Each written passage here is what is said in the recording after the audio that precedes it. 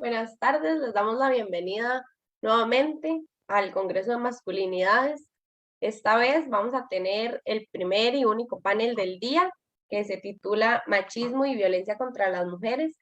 Lo va a moderar Ana Lucía Fernández Fernández. Ella es doctora en Sociología por la Universidad Libre de Berlín, Alemania. Es especialista en género y feminismos e investigadora del Instituto de Estudios de Género de la Universidad Nacional a Distancia de Costa Rica. Entonces, bienvenida Ana Lucía, muchas gracias por estar aquí. Muchas gracias, María Paula. Es un gusto para mí estar aquí acompañándolos en este congreso. Según entiendo, este es el último panel único y último del día, como dijo mi compañera. Así que sin más voy a pasar a presentar a los expositores. Recordemos que el nombre del panel es Machismo y Violencia contra las Mujeres. Vamos a tener una mesa de aproximadamente 4 personas que van a dar sus ponencias. Cada una de ellas va a tener 20 minutos para exponer y después vamos a hacer un espacio de preguntas. Así que ustedes pueden ir dejando sus preguntas en el chat y al final abriremos ese espacio para que nuestros ponentes respondan. Entonces, sin más, le voy a dar el paso a Luis Jiménez. Él es egresado de la licenciatura en arquitectura por la Universidad de Costa Rica y es estudiante de antropología por la misma universidad. La ponencia que él nos va a presentar hoy se llama La participación de la pornografía en la falta de educación integral. Muchas gracias, Luis. Y Bueno, bienvenido. hola, muchas gracias, Ana Lucía. Voy a compartir pantalla.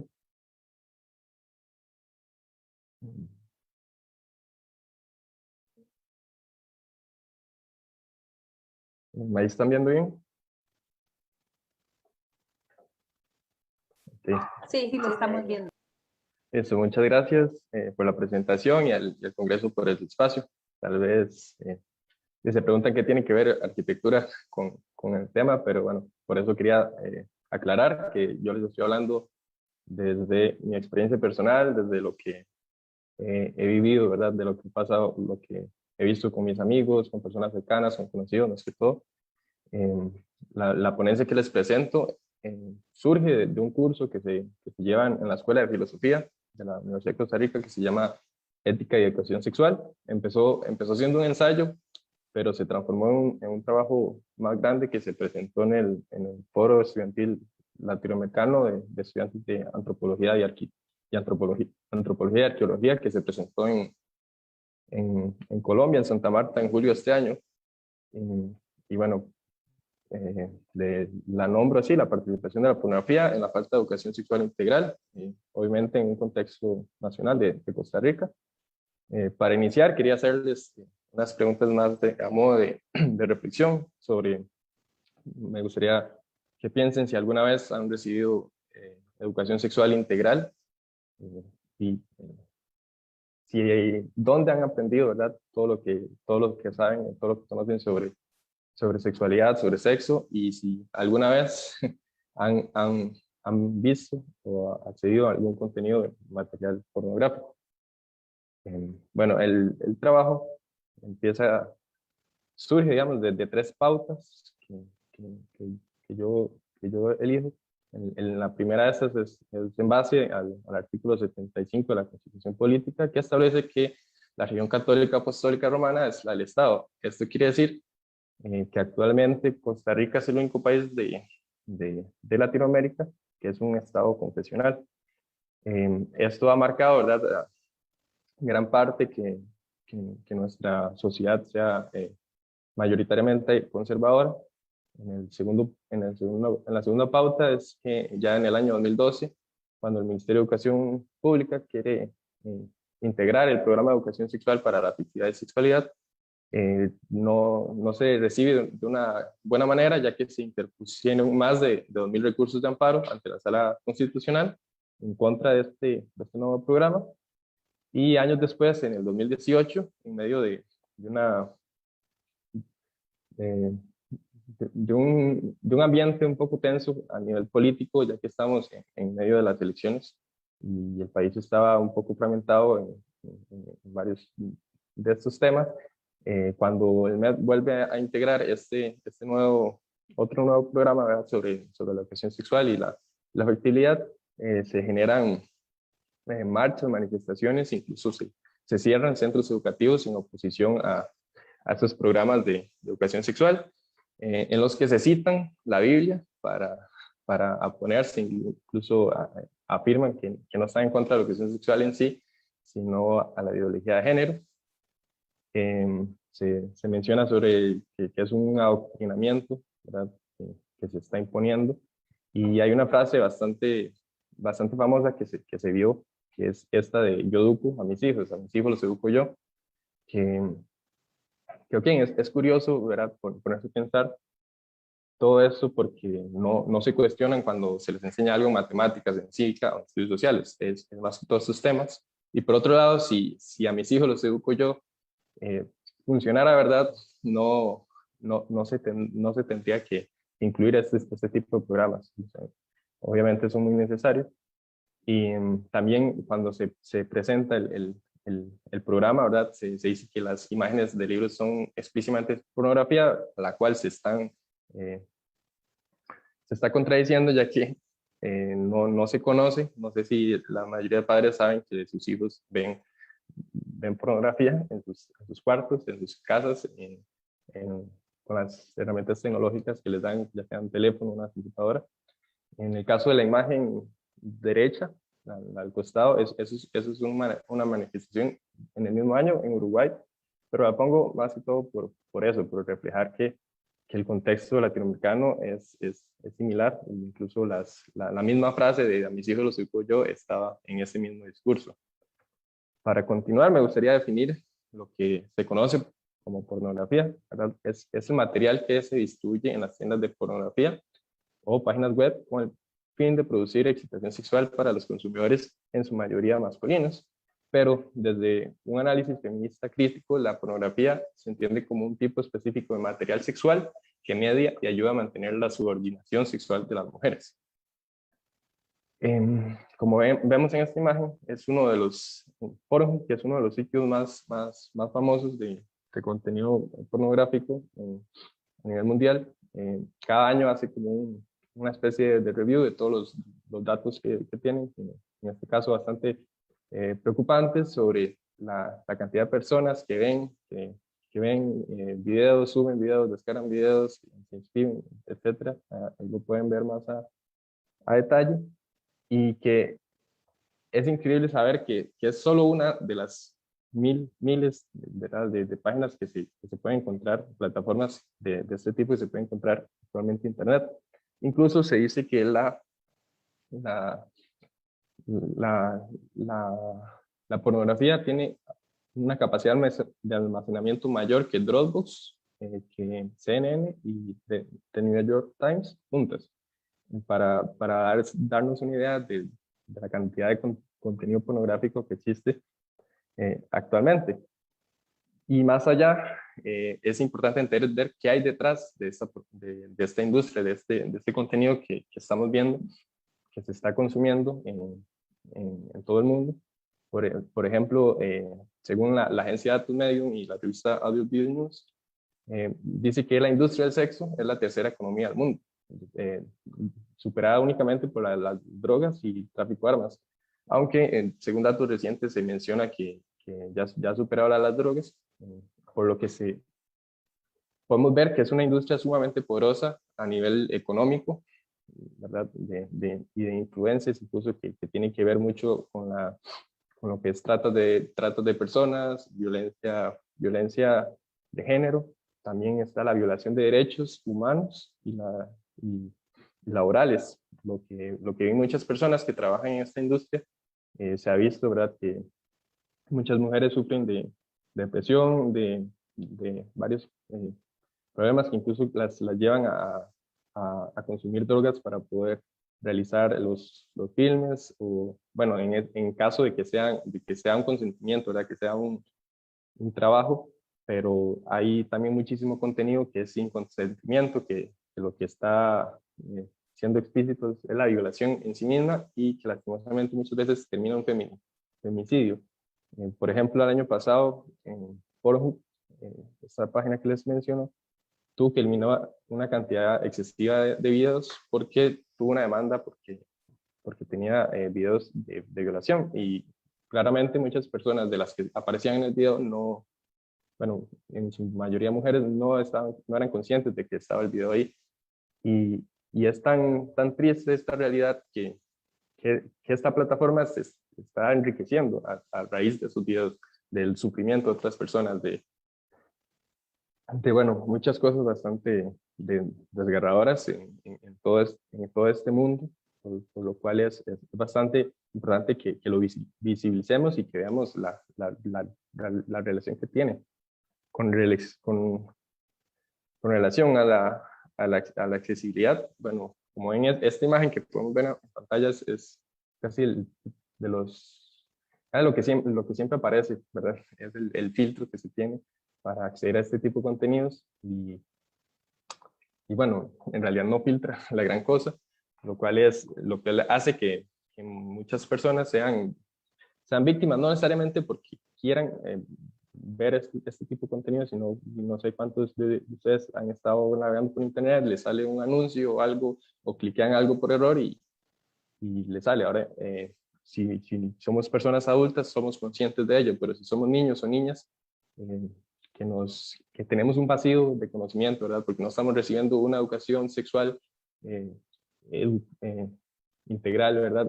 Adecuada en nuestros espacios educativos o en nuestro propio hogar, pues la curiosidad, como dice, mata al gato. En este informe que hace Save the Children en el año 2020, hacen un promedio donde la primera vez que las personas ven pornografía es a los 12 años. Ese es el promedio de edad que se accede a este tipo de contenido. Y que de estas personas, el 70% más o menos la consume de manera frecuente y lo hace mayoritariamente en el teléfono móvil. Es importante también hablar sobre la accesibilidad de este tipo de contenidos, que está a un simple clic, es anónima, ¿verdad? Uno la puede ver sin que las demás personas se enteren. Eso es algo que va a afectar lo vamos a ver más adelante, como a que generen una dependencia. También es gratuita, entonces, pues, no hay que pagar por tener, y es un contenido ilimitado, lleno de categorías de páginas, entonces eso genera una estimulación grandísima para el cerebro, y para un cerebro, digamos, de unos niños de 12 años que están en pleno desarrollo, buscando su identidad, ver qué es, y qué son, y con el desarrollo de la neuroplasticidad joven, ¿verdad? Que están absorbiendo todo lo que ven, todo lo que oyen, y así van a replicarlo en sus comportamientos a un futuro. Que bueno, que es lo que vamos a ver un poco más adelante. Aquí quiero recalcar, digamos, ¿qué pasaría? Porque yo me pregunto si los padres de familia que estaban en estas manifestaciones cerrando escuelas y que dicen a mis hijos los educo yo, supieran esta realidad que hay detrás de la pornografía, esta industria multimillonaria y sumamente poderosa, que viola los derechos humanos y personas, saben de esto y aplican este mismo conocimiento para decir, bueno, cerremos y hagamos algo, cerremos páginas, esto tiene que cambiar, eduquemos a nuestros hijos con buena información y no como hace la pornografía, que desinforma en muchísimos casos y altera lo que ellos ven. Por ejemplo, aquí donde vemos en este primer párrafo, en este estudio, se hace que los niños que ven, los jóvenes más que todo, que ven frecuentemente, que consumen frecuentemente pornografía, creen que esto es una fuente de conocimiento. Y esto hace que se distorsionen las imágenes de cómo ellos ven la sexualidad, cómo ellos ven el sexo, y esto genera unas ciertas expectativas y demandas. Como podemos ver, digamos, la pornografía es un mundo falso, es un mundo real donde presenta estándares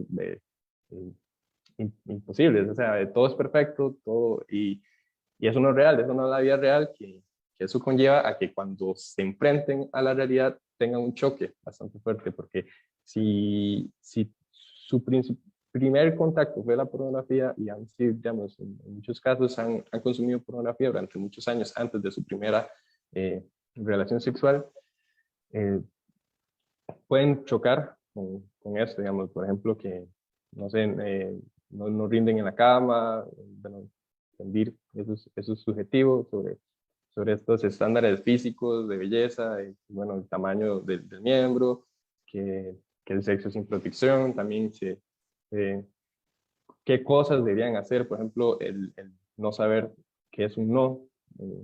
Muchas niñas saben también de tener que hacer algo que no quieren hacer simplemente porque lo vieron en la pornografía y creen que eso es lo que deben hacer para darle placer a un hombre, y que la pornografía refleja eso, ¿verdad? Siempre la subordinación del hombre, de la mujer sobre el hombre, y cómo se replica este tipo de violencia.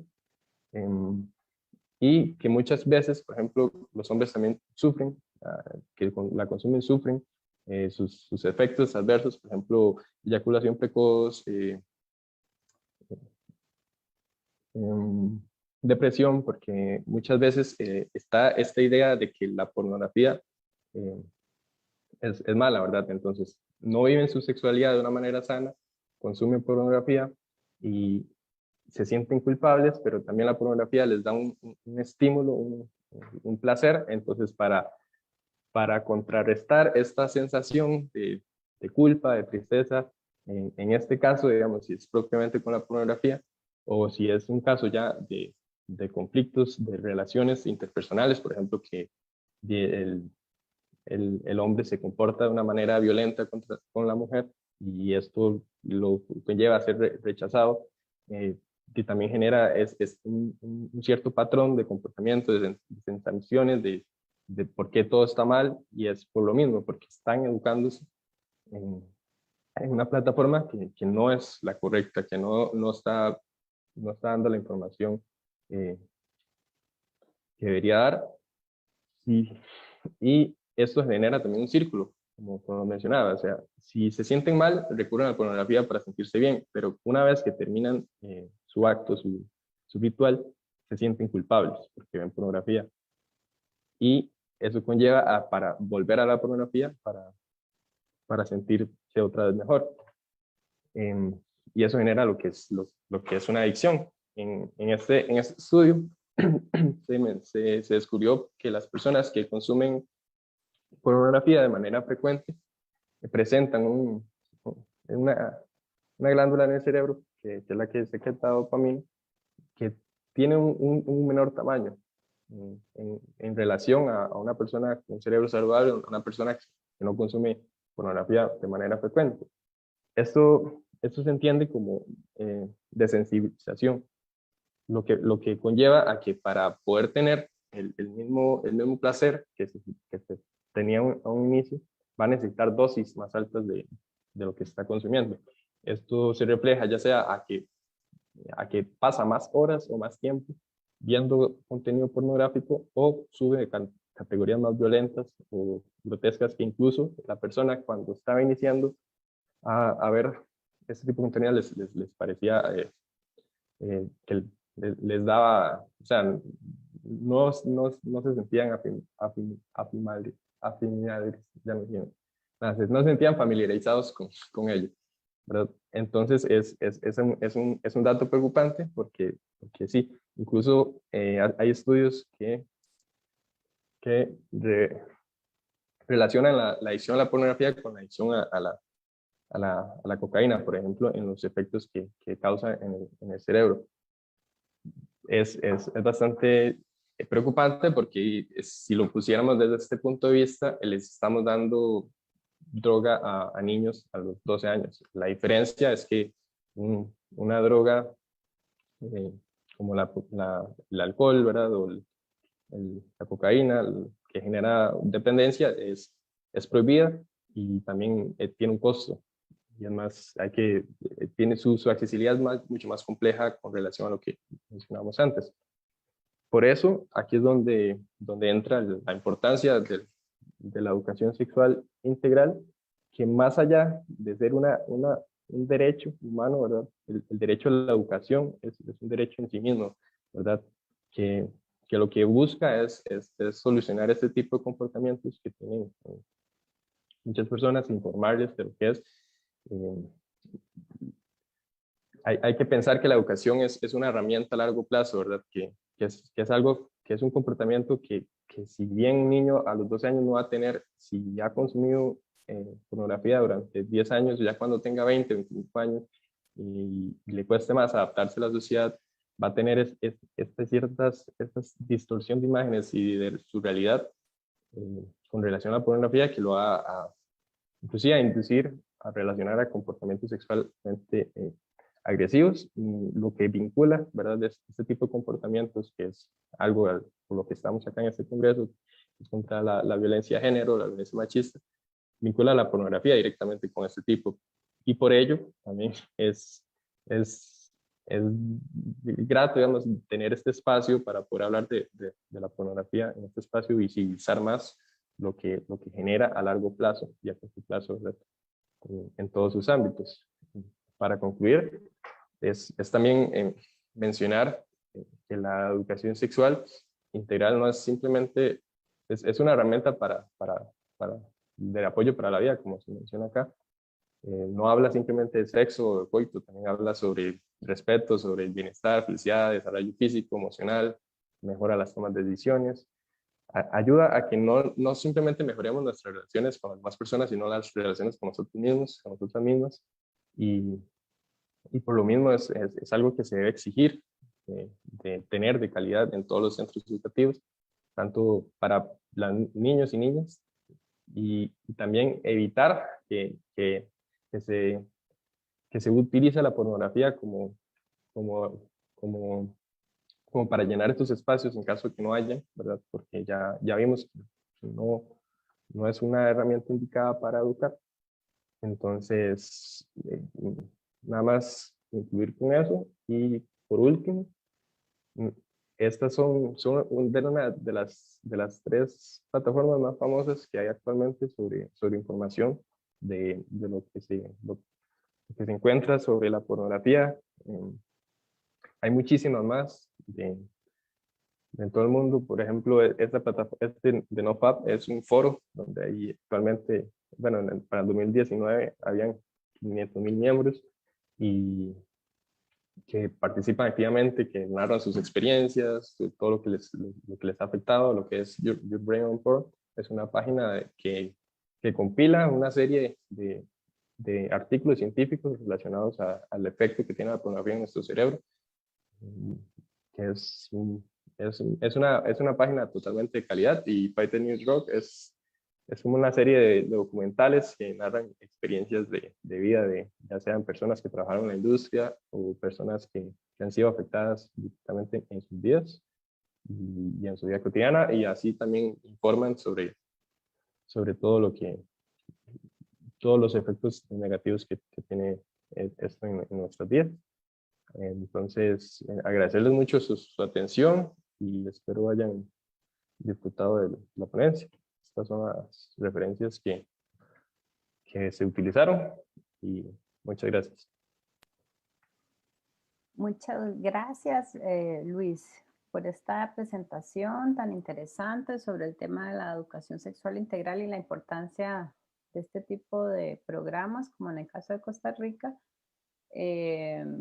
para prevenir, ¿verdad? Y el uso incorrecto de la pornografía, que muchas de las veces, o en su mayoría, se presenta como una forma de violencia contra las mujeres, porque muchas de ellas, como decías vos, no hay un consentimiento, ¿verdad? Hay una objetivación de las mujeres, también el tema de la adicción, de la pornografía como adicción, y además cómo se reproduce un montón de estereotipos de género, ¿verdad? Tanto para hombres y para mujeres, que afectan la vida de estos adolescentes. Pero bueno, tal vez más adelante podríamos extendernos en esta conversación. Más bien te agradezco porque estuviste apenas con el tiempo. Gracias. Y ahora le vamos a dar paso a nuestro siguiente ponente. Él se llama Ricardo Rodríguez Luna. Él es sociólogo del derecho y actualmente es profesor investigador de tiempo completo de la Universidad de Guanajuato, México. Perdón. Sus principales líneas de investigación están vinculadas a la criminología, a los estudios de género y masculinidades. Cuenta con diversas publicaciones y es miembro del Sistema Nacional de Investigadores de CONACYT. Así que vamos a darle paso a la ponencia que nos tiene hoy, que se llama Violencia institucional y sesgos de género en la estadística penal, invisibilización de la víctima y de la violencia masculina. Muchas gracias. Así que te doy el paso, Ricardo. De acuerdo, muchas gracias, Ana Lucía. Y pues en primer lugar saludar a todos y a todas quienes nos acompañan. También felicitar a las diferentes personas y entidades que han organizado este evento, este cuarto Congreso Internacional sobre Estudio de Masculinidades. En particular felicito a la Fundación Justicia y Género.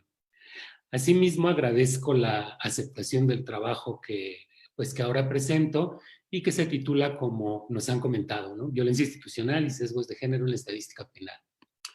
El trabajo que yo presento, el trabajo que desarrollo, consiste en la revisión de algunas estadísticas de violencia sexual, refiriéndome en particular a mujeres víctimas del delito de violación. En México existen diferentes tipos de estadísticas, pero aún son escasas las que centran la atención de forma más o menos sistemática en las víctimas y en el ámbito de la administración de justicia. Aproximadamente hace una década, en México se inició el desarrollo de este tipo de estadísticas y un ejemplo de ello es un censo nacional en México, el Censo Nacional de Impartición de Justicia Estatal, que es el que yo reviso.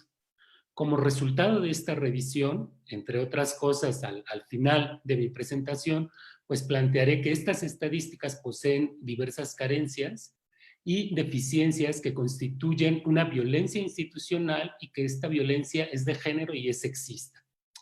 Para desarrollar esta idea, para desarrollar el argumento, mi exposición está dividida en tres partes. En primer lugar, quiero hacer un brevísimo comentario sobre el marco teórico.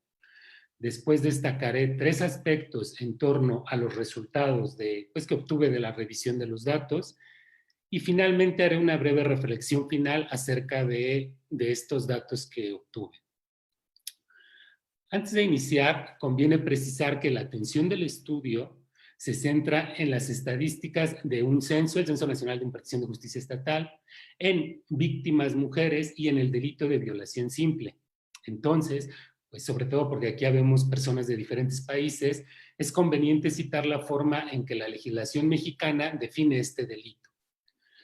Nos dice que es, cito textual, nos dice que es la realización de cópula por medio de la violencia física o moral, y nos precisa el código que se entiende por cópula la introducción del miembro viril en el cuerpo de la víctima por vía vaginal, anal u oral, independientemente de su sexo. Es decir, es el tipo genérico con el que suelen en muchos lugares definirse la violación, y a partir de ahí se derivan diversas modalidades. Yo me centro en esta modalidad, que es la más frecuente estadísticamente hablando y la que más está documentada, al menos en México. Lo primero que hago pues es desarrollar un marco teórico. En esto no me entretengo, reviso pues diversos estudios, encuestas, investigaciones, etcétera.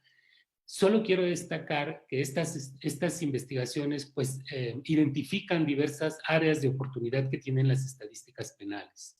Yo no me detengo, solo enumero algunas de las críticas más importantes que han recibido estas estadísticas. Los datos de las estadísticas penales suelen ser heterogéneos, no se recogen de manera sistemática, se desagregan escasamente.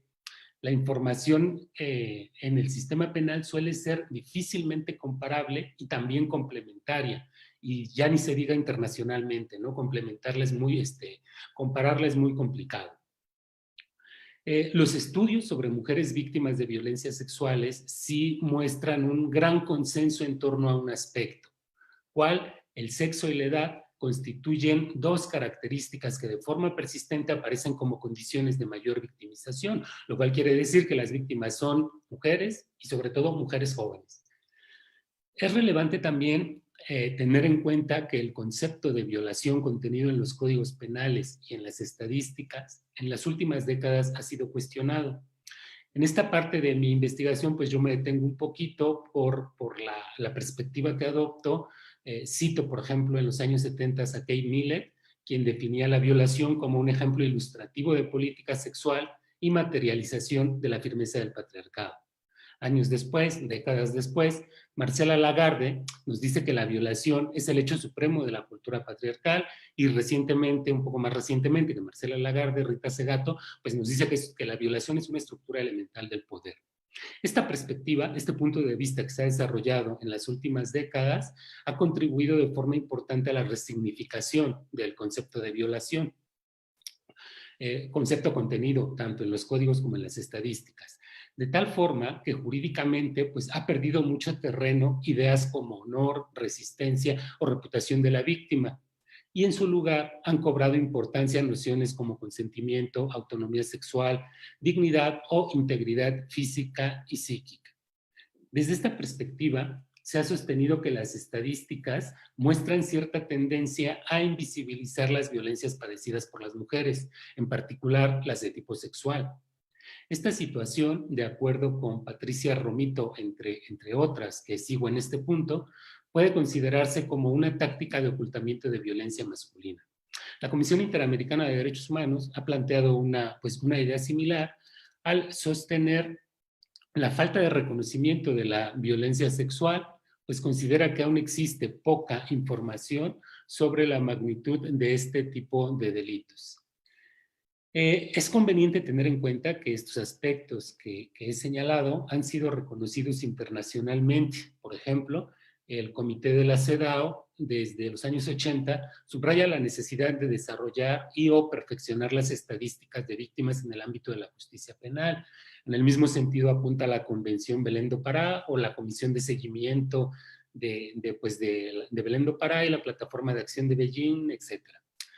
De igual forma, tenemos que reconocer que en México en los últimos años ha habido diversos avances en torno a las estadísticas penales. Por ejemplo, solo como ejemplo, pues destaca la creación de un Sistema Nacional de Información Estadística, el desarrollo de diversas encuestas nacionales, censos nacionales de gobierno, aprobación de normas técnicas para la clasificación nacional de delitos en términos estadísticos. En el ámbito de los derechos de las mujeres, la Ley General de Acceso de las Mujeres a una Vida Libre de Violencia es un importante referente, así como también las leyes homólogas en cada entidad federativa de la República. En ellas se establece que se debe desarrollar estadísticas de victimización de mujeres. Además, esta ley regula la violencia institucional y en uno de sus supuestos sostiene que esta forma de violencia acontece cuando existe dilación, obstaculización o impedimento al pleno acceso de las políticas públicas destinadas a prevenir, atender, investigar, sancionar y erradicar los diferentes tipos de violencia en contra de las mujeres. Es importante señalar que este fue uno de los argumentos que utilizó la Corte Interamericana de Derechos Humanos, en el cual pues, determina la responsabilidad del gobierno mexicano en las violaciones cometidas, dado el famoso caso de la sentencia del campo algodonero. Esas violaciones del gobierno de México se vinculan, entre muchos otros aspectos, a las carencias en términos de estadísticas. Dados estos elementos, con estos elementos yo paso al análisis de lo que son los datos propiamente dichos. Pues aquí no me detengo en explicar cómo se obtiene la información. Se obtiene del Instituto Nacional de Estadística y Geografía. El censo actualmente consta con 10 ediciones que comprenden el periodo de 2010 a 2019. Como antes dije, mi interés se centra en 3 características de la víctima o variables estadísticas: edad, sexo y delito de violación. Además, tenemos que tener en cuenta que es un estudio regional. Es un estudio que se circunscribe a la región centro-occidente de México, que está conformada por 10 entidades federativas. Para orientarnos, diría que esta región más o menos comienza a unos 350 kilómetros al norte de Ciudad de México, ¿no? Y es una extensión del territorio mexicano amplia que comprende 10 entidades. Es importante decir que elegí este censo porque actualmente constituye una de las principales fuentes de datos de víctimas de violencias sexuales, también porque la información que genera es considerada de interés nacional oficial y de uso obligatorio para todas las instituciones involucradas en la generación de estadística y, naturalmente, en los diferentes niveles de gobierno. Hasta ahí dejaría en cuanto a los datos, los censos, pues reviso toda la información de los 10 años pasados, y en cuanto a los resultados me centraría en 3 aspectos. El primero de ellos es la carencia de información, que es una de las características. Se encontraron carencias importantísimas de información. La víctima no formó parte del diseño en 2010, pues no tenemos en cuenta este año. Si se omite en un periodo de 9 años, es decir, de 2011 a 2019, no hay datos sobre el sexo y o el tipo de delito sexual padecido por las víctimas en promedio en 4.2 años en toda la región. Es decir, casi en la mitad del tiempo estudiado, en el 46% no hay datos sobre el sexo o el tipo de delito. A esto cabe sumar lo relativo a la edad. Esta fue incluida en el censo por primera vez el año 2013, pero solo hasta el 2016 se pudo hacer interactuar con el tipo de delito padecido por las víctimas. También se puede en 2017, pero 2018 y 2019 ya no se desglosa toda la información y no es posible el cruce de estas características de interés. Por lo tanto, la interacción de sexo, tipo de delito y edad solo es posible en 2 años, 2016 y 2017, de un periodo de 9. Esto significa, si se tiene en cuenta el volumen total de datos de víctimas que deberían estar disponibles, significa que el censo únicamente permite, en forma global, en el 20% de los casos, el cruce de las 3 características. Solo en un 20%, en el mejor de los casos, podríamos conocer esas características de una víctima. El segundo aspecto que destaco en los resultados es el relativo a la feminización y la edad de las víctimas del delito de violación. El análisis que hago permite constatar 2 hechos estrechamente relacionados y bien documentados en el ámbito internacional. La victimización sexual es femenina y las víctimas principales son niñas y mujeres jóvenes. De ello existe evidente en cualquier lugar del mundo. En México la situación es similar y los datos del censo apuntan en el mismo sentido. En el censo, las mujeres fueron víctimas en 86 de cada 100 casos de violación simple. Esto significa que la tasa promedio de victimización femenina en la región fue de 2.39 y la masculina de 0.49. Es decir, casi 5 veces mayor fue la victimización femenina que la masculina. En cuanto a la edad, en 9 de las 10 entidades que conforman la región, la mayor proporción de violaciones recayeron en el grupo de 10 a 19 años. En ese grupo se concentró el 49% de las mujeres víctimas de violación simple. El segundo grupo más victimizado fue el de 20 a 29 años. Esto significa que en toda la región, si se tienen en cuenta estos 2 grupos, 7 de cada 10 violaciones recayeron en las niñas y en las jóvenes de 10 a 29 años. Esta información, a pesar de la carencia de los datos, es muy indicativa de la tendencia de la victimización sexual en contra de las mujeres. Como antes dije, pues existe evidencia nacional e internacional al respecto. El tercer aspecto que quiero destacar de los resultados es algo que llamo fragmentación de la violencia. Lo comentado hasta ahora debe observarse en el marco de las diversas modalidades de violación que se reportan en el censo. El censo reporta 5 modalidades: violación simple, equiparada a menores, no especificado y otro tipo de violación. Esto es relevante porque resulta poco claro el significado jurídico y estadístico de las últimas 2 conductas que mencioné. Yo me detengo en el caso de la llamada violación no especificada, literalmente así le llaman. Hay que tener en cuenta varias cosas de esta conducta. Esta se ha reportado las 3 últimas ediciones del censo, es decir, del 2017 al 2019. El censo, los resultados de 2020 aún no están, siempre van un año retrasados. Los resultados de 2020 deben de salir en este mes, normalmente salen en este mes. Bueno, esta conducta, violación especificado, no constituye un tipo penal en ningún código de las entidades de la región, tampoco en el Código Penal Federal.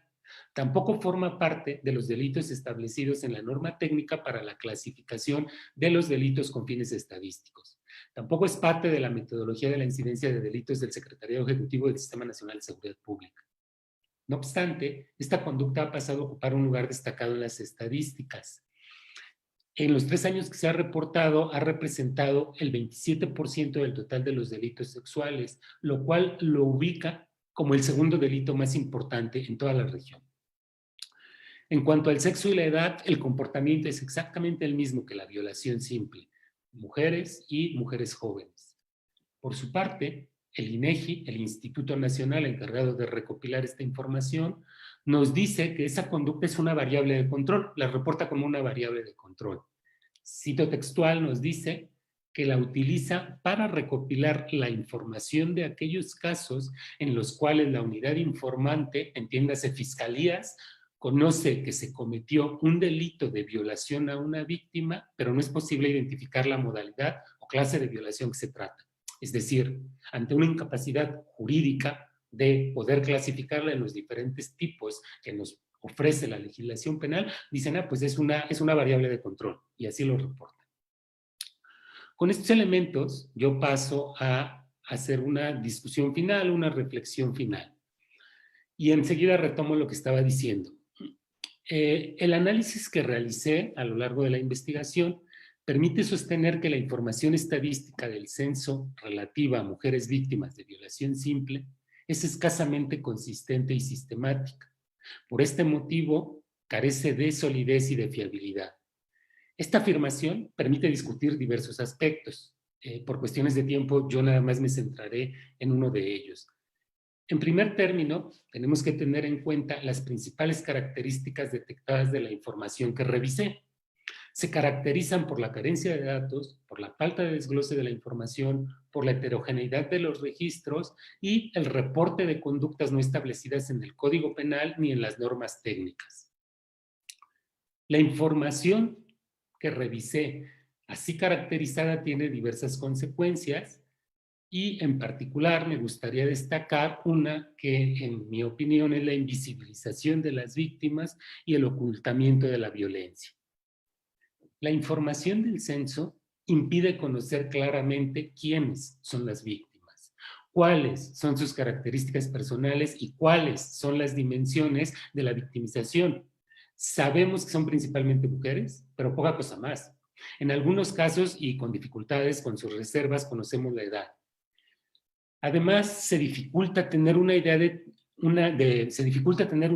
de las dimensiones de la violencia sexual en contra de otros sectores de la población, como las mujeres mayores, por ejemplo. Asimismo, hace prácticamente imposible tener una imagen en torno a la victimización sexual masculina. Al invisibilizar a las víctimas, también se impide y se dificulta el conocimiento de esta violencia y las investigaciones resultan escasas e incompletas. A su vez, en el caso de las autoridades, dado este desconocimiento, se torna complicado el uso de datos y dificulta la toma de decisiones públicas al respecto. Acontece también una tendencia a ocultar la violencia, que en mi opinión queda bien reflejada en el caso que mencioné, es decir, de la violación no especificada, la conducta así llamada. ¿Por qué? Porque favorece el subregistro del delito de violación en sus diversas modalidades. En este sentido, es cuestionable que se obvie la ley penal, que se obvien tipos penales, así como las formas de reportar que están técnicamente normadas. Especialmente esto es delicado cuando se trata de los registros oficiales del sistema de justicia penal. Al reportarse conductas jurídicamente inexistentes, en cierto sentido, la autoridad encuentra una aparente salida a su propia incapacidad técnico-jurídica de ubicar la violación en el marco de las modalidades tipificadas en la ley penal. No obstante, esta aparente salida muestra que los registros de violación simple han disminuido en la misma medida que han incrementado las conductas de violación no especificado. Es decir, podemos conjeturar una relación inversamente proporcional. En este sentido, se estaría ocultando la dinámica y la persistencia del delito de violación, al menos en su modalidad simple. Cabe cuestionar estos criterios estadísticos que transforman la vulneración del consentimiento sexual, es decir, la violación, en una variable de control. Es una estadística que está priorizando números e indicadores y a su vez invisibiliza y obvia uno de los delitos más cruentos, así como los contextos de control y de opresión que implica la violación. Además, implica también la falta de sensibilización en torno a esta problemática. En este sentido, las autoridades fallan al desarrollar las estadísticas de uno de los delitos que afecta de manera particular a las mujeres. Se obstaculiza e impide el pleno acceso a las políticas públicas destinadas a prevenir la violencia sexual. Es decir, conforme a la Ley General de Acceso de las Mujeres a una Vida Libre de Violencia, considero que el Estado ejerce violencia institucional que es sexista, que es de género, porque son deficientes sus registros estadísticos sobre el tema, deficiencias que impiden un pleno acceso a las políticas públicas y constituyen una falta de cumplimiento de las obligaciones estatales en lo relativo al derecho de las mujeres a vivir una vida libre de violencia. Estoy terminando, sé que estoy sobre tiempo. Para terminar mi participación, solo señalar que esta clasificación que plantea el censo, es decir, la violación especificado, por más que se denomine de diversas maneras, hace referencia a la falta de un consentimiento en una relación sexual. Esta diferenciación constituye mucho más que una simple división. De hecho, me parece, es una desarticulación o fragmentación de la violencia y una forma de ocultamiento de las formas de violencia sexuales que padecen las mujeres. Adquieren, por lo tanto, un significado particular las carencias y las limitantes con que se ha caracterizado la información del censo. Constituyen elementos que distorsionan la violencia sexual, impiden verlas en su continuum, como un continuum de la violencia, invisibilizan a las víctimas y ocultan la violencia masculina. Finalmente, como hice al principio, pues solo felicito a quienes han organizado este evento y agradezco la posibilidad de participar. Eso es todo. Muchísimas gracias. Muchas gracias, don Ricardo. Más bien, muchísimas gracias a usted por esa ponencia tan clarificante respecto sobre los delitos sexuales, ¿verdad? Hacia las mujeres en una región específica de México, según lo que entendí. Y es desgarrador, para decirlo menos, ¿verdad? Cómo las metodologías y la jurisdicción lo que fomenta es la invisibilización de las víctimas, ¿verdad? Como decías vos. Y además es impresionante también ver cómo este delito se ciñe tanto sobre las niñas y las mujeres jóvenes, ¿verdad? Quisiéramos seguir conversando un montón sobre este tema, pero lastimosamente no tenemos tiempo. Pero podemos abordarlo al final, que tenemos el espacio de preguntas. Entonces, bueno, agradecerte y sin más voy a pasar a presentar a nuestro siguiente ponente. Él se llama José Adrián Umaña Salas, perdón. Él es estudiante de la carrera de Sociología de la Universidad Nacional de Costa Rica. Ha trabajado como asistente en el Instituto de Estudios Sociales en Población, Programa de Análisis de Coyuntura y en el proyecto Fortalecimiento Organizativo para el Mejoramiento de la Infraestructura Vial. Él nos va a presentar hoy la ponencia titulada Una gambeta en contra de las masculinidades hegemónicas. Un análisis sobre las masculinidades hegemónicas, el fútbol y la violencia doméstica durante el Mundial de Fútbol de Brasil 2014. Sin más, le doy el paso a José Adrián. Muy buenas tardes. Buenas tardes, ¿cómo se encuentran todas y todos? Para mí es un placer poder compartir este espacio con cada una y con cada uno. Y también agradecido por la oportunidad con la Fundación de Justicia y Género y también con otras instituciones que se encuentran inmersas en la realización de este congreso que definitivamente ha sido muy enriquecedor para todas y todos que nos encontramos aquí presentes, ¿no? A continuación les voy a compartir pantalla para poderles mostrar la presentación que les tengo preparada el día de hoy. Ahora sí, pues bueno, me presento. Mi nombre es José Adrián Umaña Salas, soy estudiante de cuarto año de la carrera de Sociología de la Universidad Nacional de Costa Rica y como lo decía la compañera, mi ponencia se denomina Una gambeta en contra de las masculinidades hegemónicas.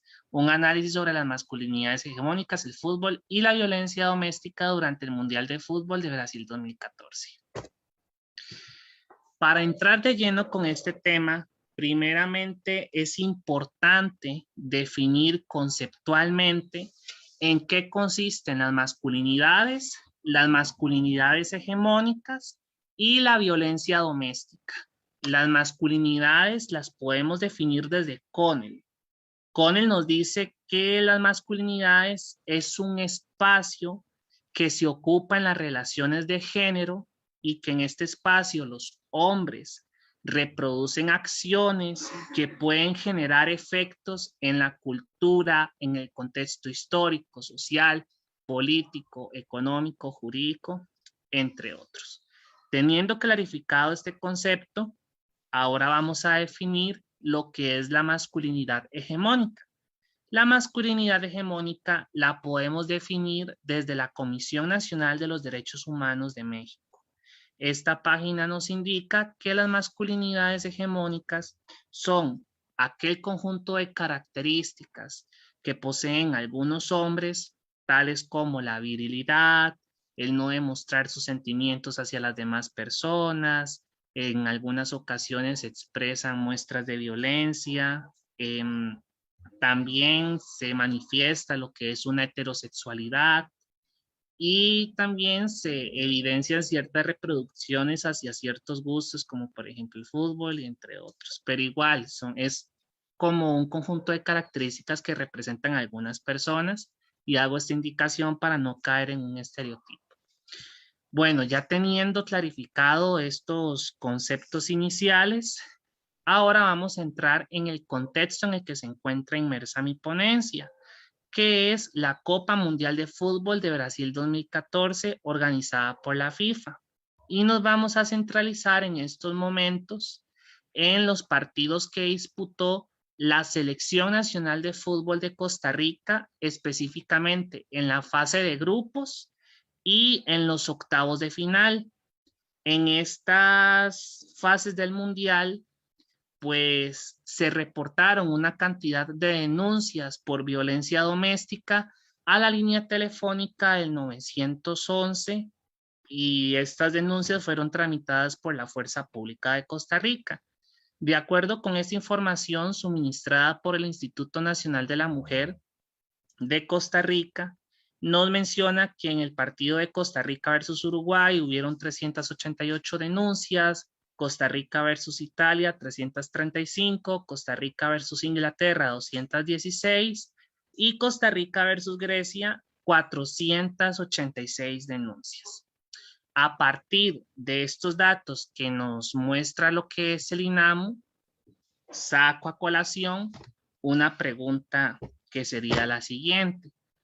¿Cuáles son las razones que inciden en que se manifiesten estas denuncias por violencia doméstica durante los partidos de la Selección Nacional de Fútbol de Costa Rica durante el Mundial de Brasil 2014? Y pues bueno, una de las razones que inciden en que se hayan manifestado estas acciones categorizadas como violencia doméstica, puede incidir lo que es la construcción social de las masculinidades. Acá es muy importante hacer un énfasis y es el poder explicar todo el proceso que enfrentan algunos hombres en esta construcción social de masculinidades para que podamos comprender el día de hoy las reproducciones de ciertas acciones. Pues bueno, esta construcción social de las masculinidades inicia específicamente entre la semana 17 y 21, cuando a la mujer que se encuentra embarazada y se encuentra acompañada en algunas ocasiones por otras personas, le realizan lo que es una ecografía para poder identificar el sexo del feto. En el momento que se logra identificar el sexo del feto, ahí es donde comienza esta construcción de las masculinidades. Y ustedes me preguntarán, ¿pero cómo es que se construye desde ahí? Pues bueno, por medio de la implementación de un nombre, posteriormente se comienza con lo que es la compra de determinados objetos, como por ejemplo zapatos, vestimentas, juguetes, y que son alusivos a lo masculino, por ejemplo, carros, decoran la habitación de color azul, etc. Posteriormente, se prosigue en algunas ocasiones con lo que es el té de canastilla. en donde de igual forma las personas encargadas del bebé pues se encargan de decorar todo el espacio con colores azules, con objetos alusivos a lo masculino y demás. Posteriormente, cuando ya nace el bebé, también pues se sigue en esta construcción social de las masculinidades y se puede manifestar por medio de los procesos de socialización, el proceso de socialización primaria y secundaria. Estos conceptos que son construidos por parte de Berger y Luhmann en su lectura denominada La construcción social de la realidad. El proceso de socialización primaria es el proceso que enfrentan las personas y se manifiesta por lo general en la infancia. En este proceso de la infancia es donde la persona empieza a adquirir conocimientos por medio de agentes socializadores o agentes socializadoras, como por ejemplo la familia. Y también los centros educativos, como por ejemplo la primaria o el jardín de niños. Posteriormente, se prosigue con lo que es el proceso de socialización secundaria, que se manifiesta en el proceso de adolescencia, adultez o de la vejez. Y de igual forma adquieren conocimientos en diferentes espacios, como por ejemplo en la universidad, en el trabajo, incluso hasta en un asilo de ancianos, por poner un ejemplo. Entonces, todos estos conocimientos que van adquiriendo algunos hombres en estos procesos de socialización terminan construyendo lo que son las masculinidades. Ahora bien, ¿qué características podríamos ver de esas masculinidades? Pues bueno, existen diferentes tipos de masculinidades, no solamente existe una. Y entre ellas podemos ver lo que son las masculinidades hegemónicas, que fue como la que yo les expliqué al inicio de esta ponencia, con las características tales como la virilidad, la heterosexualidad, que debe practicar un determinado deporte, que debe tener un determinado gusto, si ya nos vamos a la parte afectiva o sexual, ¿no? Entonces, pues bueno, todo este conjunto de características y todas estas construcciones de conocimiento, e incluso si lo podemos ver desde otra perspectiva, estos mandatos sociales y culturales a los que se enfrentan algunos hombres, pueden terminar incidiendo en que se manifiesten, por ejemplo, estos actos de violencia como los vemos reflejados por medio de estos datos que nos brinda el INAMU. Ahora bien, es importante mencionar, y aquí sí hay que ser muy enfáticos con esto, y es que como les repetí al inicio, las masculinidades son diferentes. ¿A qué me refiero con esto? Pues bueno, yo vivo en este lugar que es mi vivienda. Yo puedo tener un conjunto de características y demás, pero estas construcciones sociales de las masculinidades que yo tengo puede hacer que difieran con las que tenga mi papá e incluso puede hacer que difieran con las que tiene el vecino que vive a la par de mi casa, por ejemplo. Entonces aquí podemos ver como todo este conjunto de diferenciaciones. También otro elemento que es muy importante mencionar en relación con este proceso de construcción social de las masculinidades y demás es que en algunas ocasiones se tiende a echar la culpa al fútbol debido a esta reproducción de acciones de violencia, ¿verdad? De violencia doméstica y demás. Sin embargo, es importante mencionar que el fútbol no sería el causante de generar todo este tipo de reacciones al ver un partido de fútbol. ¿A qué me refiero con esto?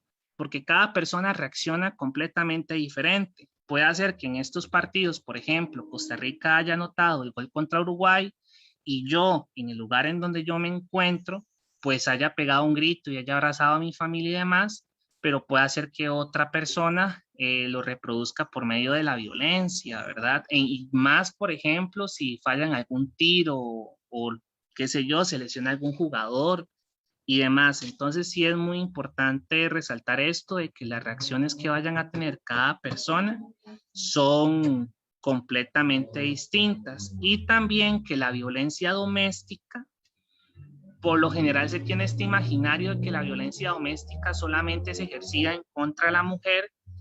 Sin embargo, aparte de la mujer, también es ejercida hacia otros sectores poblacionales, como por ejemplo las niñas, los niños, las personas adolescentes e incluso las personas adultas mayores. Entonces, pues se puede reproducir este tipo de situaciones y no solamente se refleja por medio de la violencia física, sino que incluso se puede reflejar por medio de lo que es la violencia sexual, como por ejemplo estar realizando acciones con connotaciones sexuales y que la otra persona se pueda sentir incómoda. También se puede manifestar por medio de lo que es la violencia patrimonial, que es como este ejercicio de dominio, este ejercicio de control, de que yo mando en este espacio y por ende yo puedo destruirte a ti, por ejemplo, los objetos que tengas, agarrar tu dinero y demás, ¿no? Sin tu consentimiento. Y también se puede manifestar por medio de lo que es la violencia psicológica.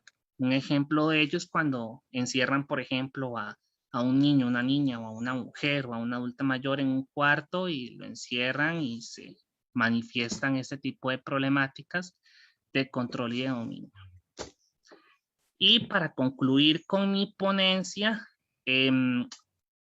tengo como cinco puntos importantes que me gustaría resaltar de todo esto. El primero sería que la construcción social de las masculinidades y el proceso que se atraviesa permite visualizar las razones que pueden incidir en la manifestación de algunas problemáticas, como por ejemplo la violencia doméstica, tal como yo se los expliqué anteriormente. Posteriormente, que la construcción social de las masculinidades no son homogéneas, sino que son dinámicas y varían del contexto geográfico, jurídico, social, económico, político, religioso, cultural, en fin, etcétera, en el que se encuentra inmerso el hombre. Y también lo que les estaba mencionando, que la violencia doméstica no solo la violencia en las mujeres, sino otros sectores poblacionales.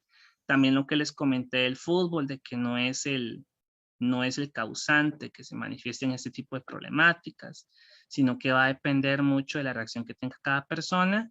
Y finalmente, que es muy importante poder reflexionar sobre la manera en la que implementamos determinados términos, tanto en nuestra cotidianidad, cuando nosotras y nosotros interactuamos socialmente con otras personas, o bien en el ámbito académico cuando realizamos el quehacer investigativo, y es en cuanto al término de nuevas masculinidades. ¿A qué me refiero con esto? Hay que hacer un análisis crítico sobre qué estamos entendiendo por nuevas masculinidades, ¿verdad? Porque incluso estas nuevas masculinidades, por ejemplo, a pesar de que, qué sé yo, el hombre ya demuestre sus sentimientos, algunos tengan ya esta apertura comunicacional y demás hacia las otras personas con las que interactúa, puede hacer que se siga reproduciendo, por ejemplo, acciones de violencia dentro de la vivienda, o incluso puede hacer que se sigan reproduciendo la desigualdad en cuanto a las distribuciones de las labores domésticas del hogar y el uso del tiempo. Entonces, sí hay que hacer un análisis muy crítico con ello y también hacer un análisis sobre este binarismo vigente entre lo masculino y lo femenino, ¿verdad? Si hablamos de nuevas masculinidades, ¿verdad? Tener mucho cuidado de no seguir reproduciendo este esquema sobre cómo debe de ser el hombre en una determinada sociedad, porque si no, ok, sí, replanteamos nuevas masculinidades, pero incluso podemos seguir reproduciendo estos mandatos sociales, culturales e históricos que si bien en este tipo de espacios o en los centros universitarios o en la cotidianidad criticamos, pero luego a la hora, ¿verdad? Se pueden terminar reproduciendo. Así que pues bueno, esta fue mi ponencia. Espero que tengan una linda tarde y muchas gracias a todas y todos por su atención. Muchas gracias, José Adrián, por esta ponencia sobre fútbol. Me llama la atención, ¿verdad? Este tema de los partidos de fútbol, sobre todo estos 4 que que pusiste como ejemplos para las personas que no lo saben, esos 4 partidos Costa Rica los ganó, ¿verdad? Entonces también vemos como esa euforia, ¿verdad? El hecho de que ganen y que todo lo que representa esa masculinidad, pongámosle más tradicional o más hegemónica, ¿verdad? Cómo repercute de una u otra forma en las acciones o en las consecuencias dentro de la familia. Me llamaría la atención de ver qué pasó con el partido de fútbol contra Holanda, que fue que se perdió. Yo me imagino que se quedaron llorando y tal vez no hubo En ese tanto. caso, ahora a la hora de hacer la investigación y demás de la cantidad de denuncias, sí estuve tratando de buscar el dato, pero no se encontraba. El INAMU lo dejó hasta el partido de Grecia, por eso fue que lo dejé hasta ahí, si no lo Sería hubiera colocado. interesante, exacto, ver ese análisis de cuando pierden y cuando ganan. Pero bueno, si quieren, para darle paso a nuestro siguiente ponente y ya como les decía a los otros, más adelante vamos a tener un espacio de preguntas y de conversación para ampliar. Entonces, en este momento voy a presentar a don Ricardo Ruiz Carbonell. Él es doctor en Derecho Civil, especialista en Derecho Matrimonial y de Familia. Desde hace 35 años trabaja en temas vinculados con el género y los derechos humanos. Funcionario de carrera vitalicio, puesto obtenido por Concurso Nacional de la Administración Pública Española, y en México ha sido servidor público en la Comisión Nacional de los Derechos Humanos y en la Fiscalía Especial para los delitos de violencia contra las mujeres y la trata de personas, dependiente de la Fiscalía General de la República. Actualmente es consultor externo y colaborador con distintas instituciones. Entonces, en este momento le voy a dar paso a don Ricardo con la ponencia El impacto de las masculinidades en las distintas violencias. Muchas gracias, don Ricardo, y lo dejo en sus manos. Muy buenas tardes, Ana Lucía.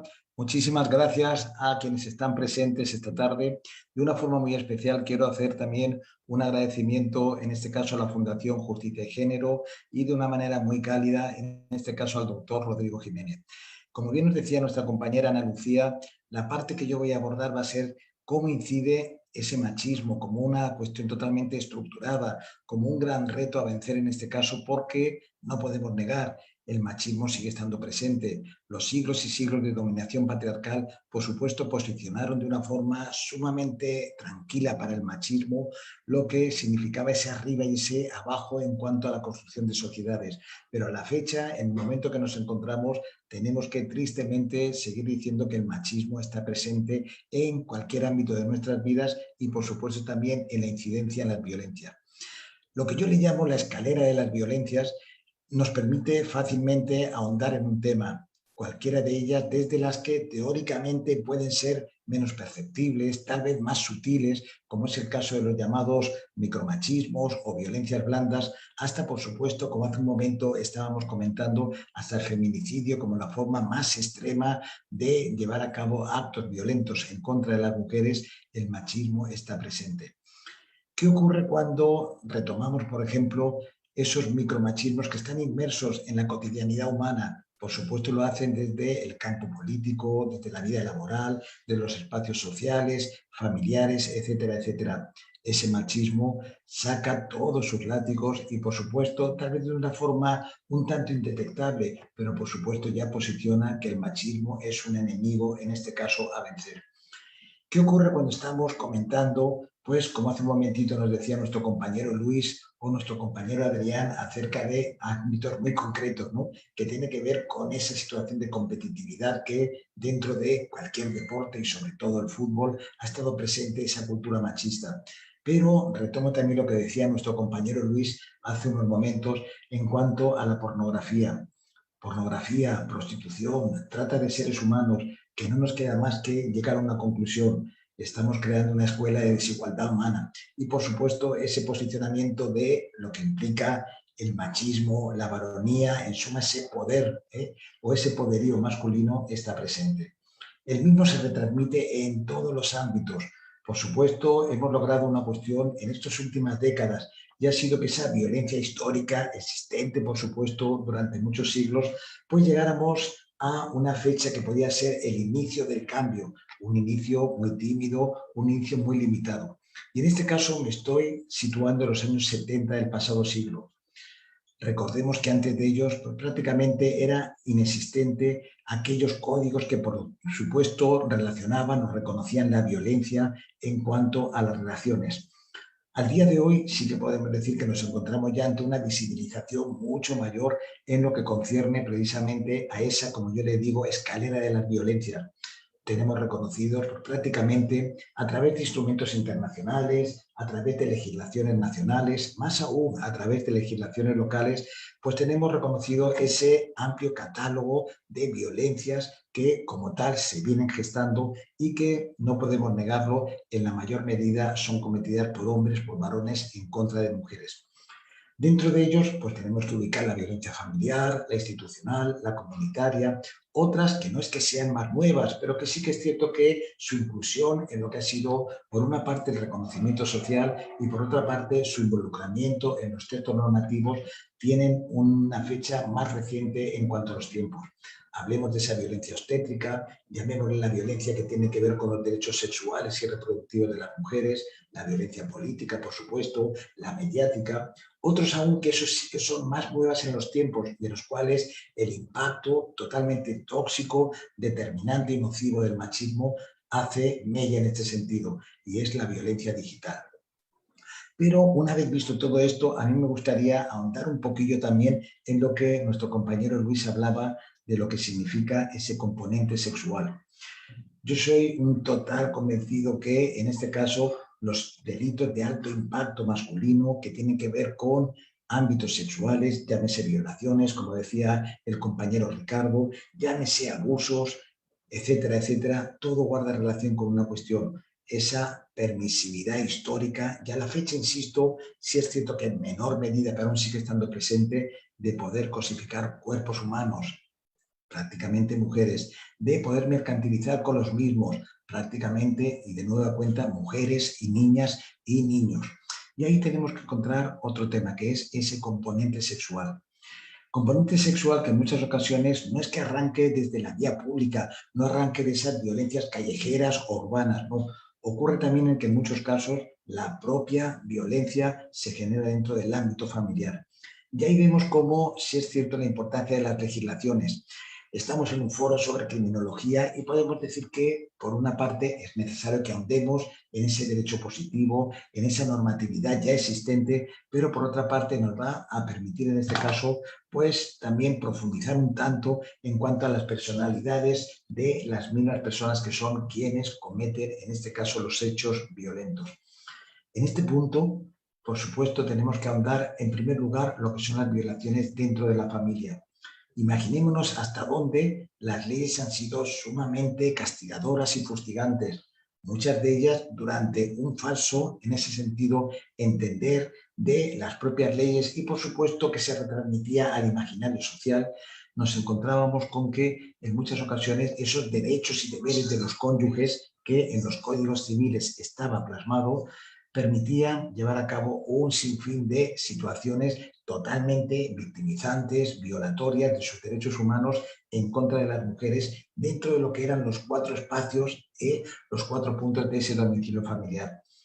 Pongo, por ejemplo, el caso de México, y en los cuales pues, tenemos que decir que estamos en tiempos relativamente recientes cuando en el 2004 la Suprema Corte de Justicia de nuestra nación dio un giro copérnico y entendió acertadamente que, por supuesto, quien viola, quien acosa, quien abusa, y en los cuales no ha primado en ningún momento el consentimiento, no tenemos que considerar si existe o no esa relación de afectividad, de parentesco o de consanguinidad.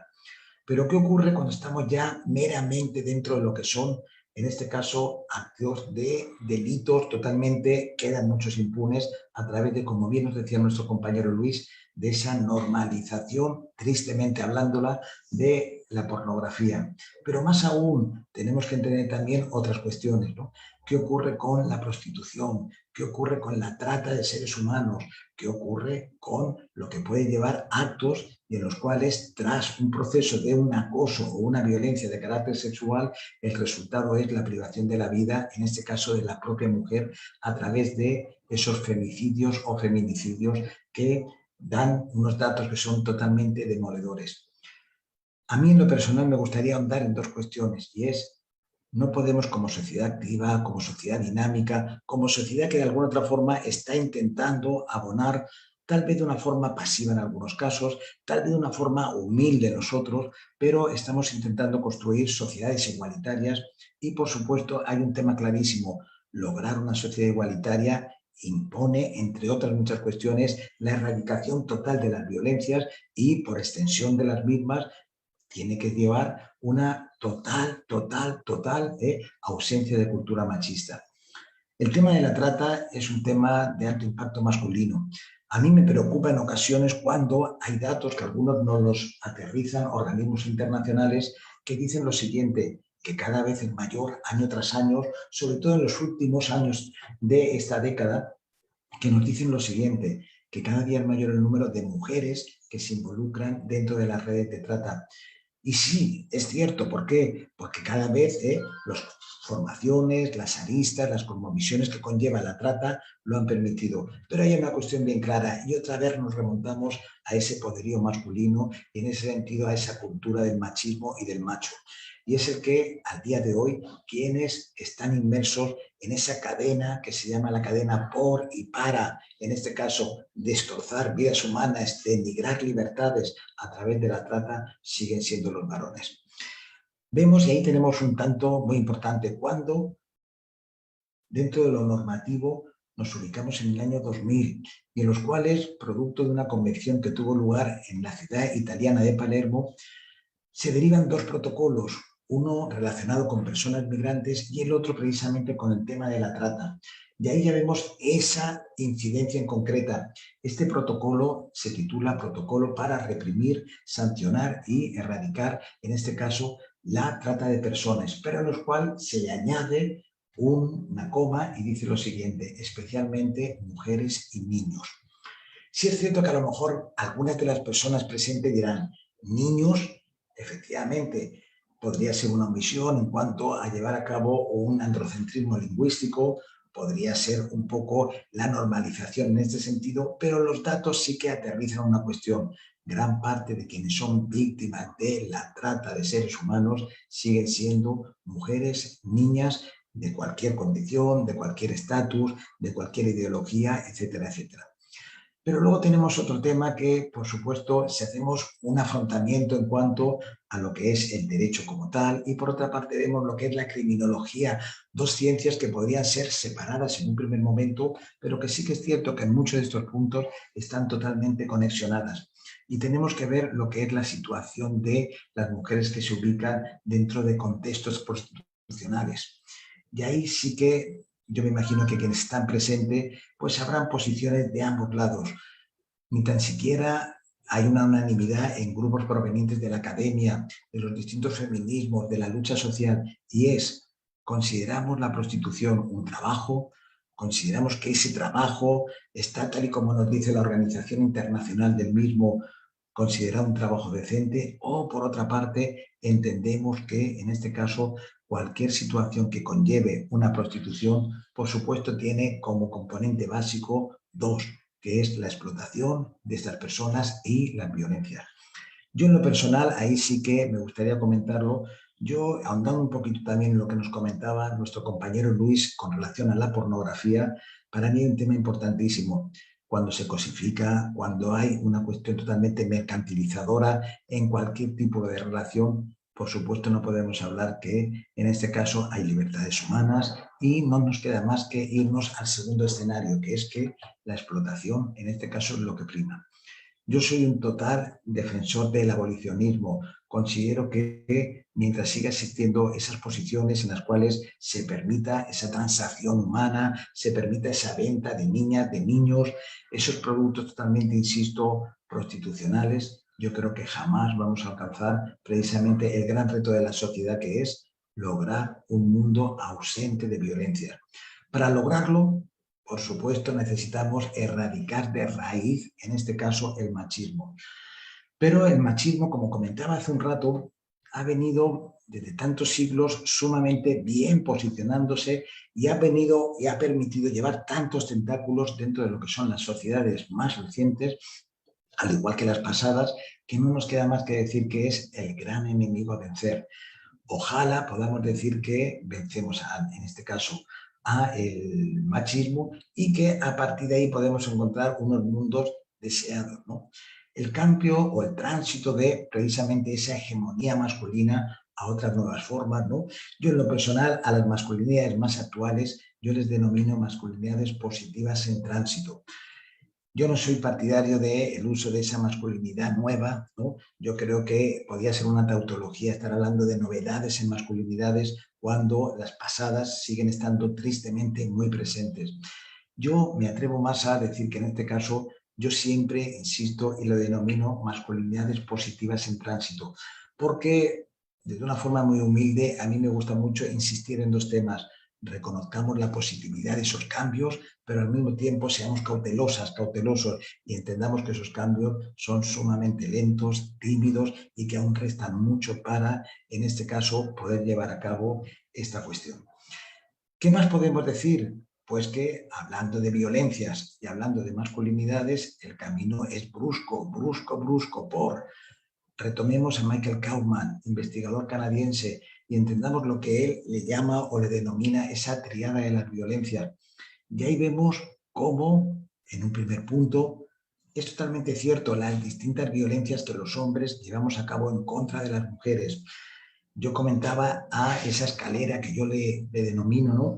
Y vemos que son infinitas, ¿no? Desde cualquier campo de batalla, desde cualquier ámbito o espacio, la masculinidad está presente y en este caso las violencias contra las mujeres también. Pero analicemos, ahondando también en Kaufman, esa competitividad recíproca que a los hombres se nos educa. Cuando hace un rato el doctor Rodrigo Jiménez estaba, en este caso, exponiendo su conferencia, ¿no? Yo estaba pensando cómo incide efectivamente la masculinidad de una forma tan brusca en estos chavos, en concreto niños jóvenes que están en la más tierna de sus edades y que pasan a ser carne de cañón precisamente de una hegemonía masculina mucho más solidificada, mucho más sustentada. Esa competitividad nos hace que los hombres podamos entre sí totalmente dañarnos. ¿Desde qué campos? Desde lo social, desde lo familiar, desde lo laboral, desde lo sexual, etcétera, etcétera. Pero por último, como bien dice Michael Kaufman, ¿no? Hay un punto muy importante y es cómo los propios hombres podemos asimismo violentarnos. Los estereotipos, los prejuicios, los roles, las funciones totalmente dicotomizadas históricamente hacen que al día de hoy, créanme, que tenemos que entender que los hombres debemos de entender una cuestión. Ojalá podamos decir muy pronto que los seres humanos que biológicamente tienen todos los rasgos determinantes para poder en este caso, definirse como varones, tenemos como sinónimo el ser seres humanos con nuestras vulnerabilidades, seres humanos, por supuesto, con nuestro compromiso y que pasamos a ser, en este caso, cómplices de una cuestión, como bien dice Marcela Lagarde, que logremos ser desertores del patriarcado.